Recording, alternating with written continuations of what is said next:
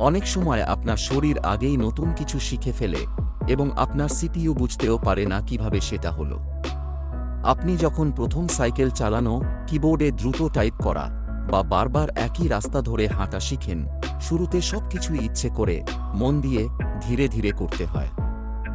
কিন্তু কিছুদিন পর হঠাৎ দেখবেন শরীর নিজে নিজে ঠিক কাজটা করে ফেলছে। কারণ মানুষের শেখা সব সময় শুধু মনে রাখা না, অনেক কিছু শরীরের মুভমেন্ট প্যাটার্ন হিসেবেও জমা হয়। অর্থাৎ আপনি শুধু তথ্য শিখেন না, আপনার স্নায়ু আর পেশির সমন্বয়ও শেখে।